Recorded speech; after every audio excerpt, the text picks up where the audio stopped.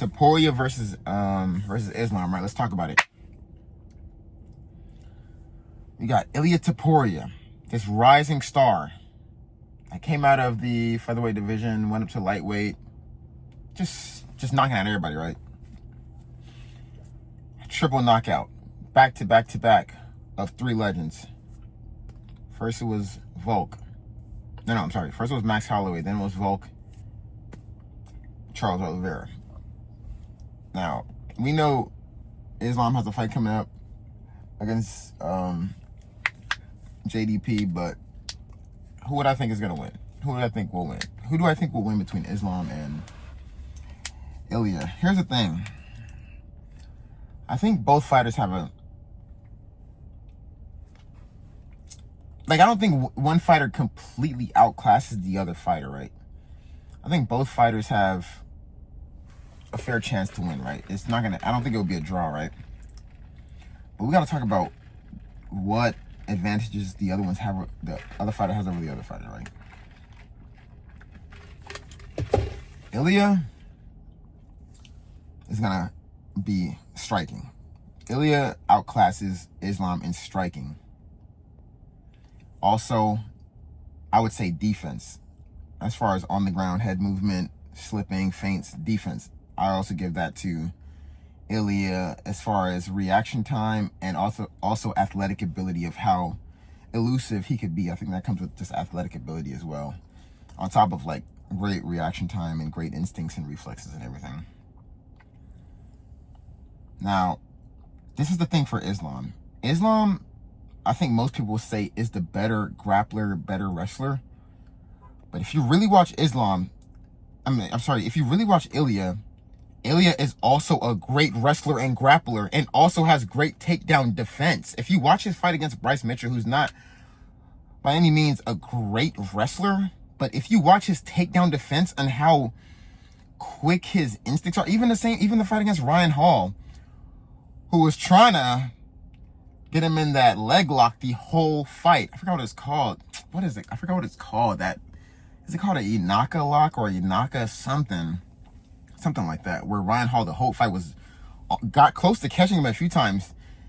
And that's not necessarily takedown defense like it was when Bryce Mitchell was shooting for his legs, shooting to Ilia's legs. But Ilia still defended all those takedowns. He's not really gotten taken down from what we've seen. And then also we have to look at Ilia's takedowns himself. Not defense, but his actual takedowns, how quick he'll just bring you to the ground, quickly, his fight against Jai Herbert. When Jai Herbert dropped him with the leg kick, he snatched him up and threw him back against the cage. His wrestling is elite. Now, obviously, Islam's wrestling is elite as well, but I think wrestling is Islam's go-to. That's his...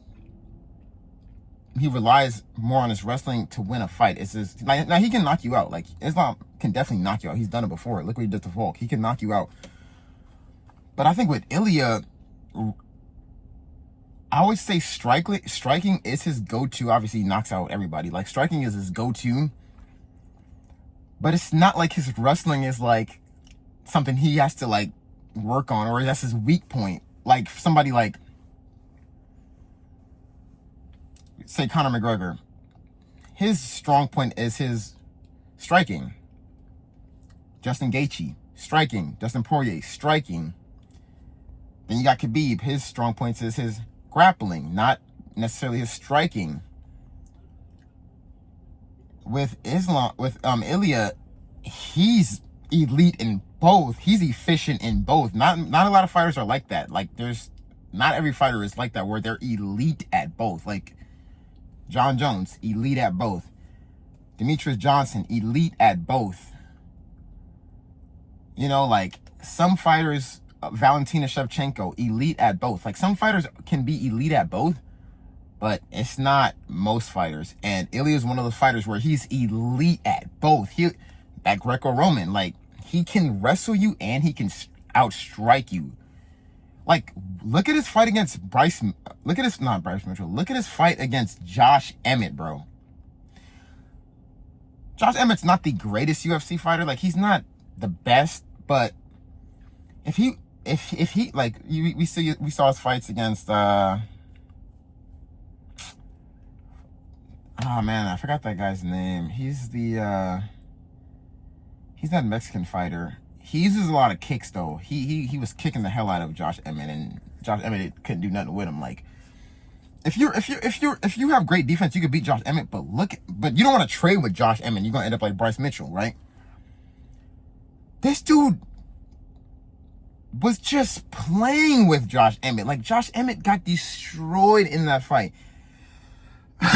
And, you know, Ilia took a couple hits in that fight against Josh Mitchell, but they weren't the hits that were going to really, really hurt Ilia.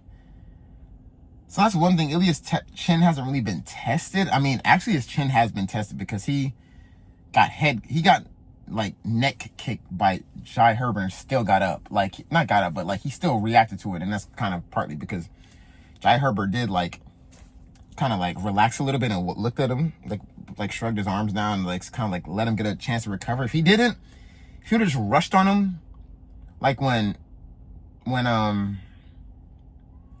say like when Jorge Masvidal knocked out Ben Askren, immediately went straight to hitting him. Like, if Jai Herbert would have did that, he possibly could have beat Ilia, maybe. But he like gave him a chance to like recover. But and it's good also when fighters can show restraint when they see somebody get knocked out cold. But you know, he should have jumped on that one against Ilia. But I say all that to say, so after Ilia's fight, did I say his name right? The guy Islam's supposed to fight. Anyway, this Paddy Pimblett fight, that shouldn't happen. That's a pointless fight.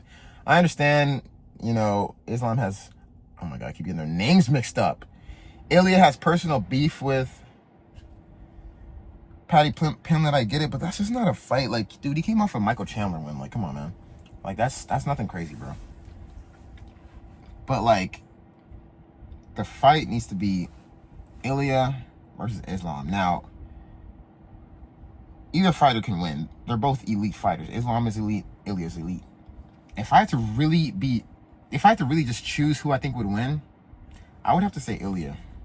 Now, Ilia is going to be the one who has to go up in weight, so we're going to have to see how that affects Ilia, because different fighters in boxing and MMA like get affected by weight, whether they're going up or going down in weight. But man, if he goes up in weight to 170 and he is still just as elite, I don't know, man. Islam might be in trouble, and I'm not one. I don't want to doubt anybody, but I don't know.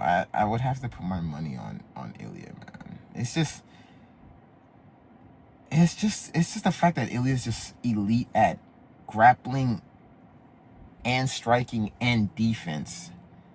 If you look at Islam, he doesn't have better defense than Ilia. He's not as great on his feet as Ilia. You could say he's a better grappler than Ilia, but I think that's just because that's his main thing. Like, everyone knows Dagestani fighters are just grapple dominant. Like, we all know that. But look at Charles Oliveira. He's grapple dominant. He got knocked out. So we're gonna have to see, man.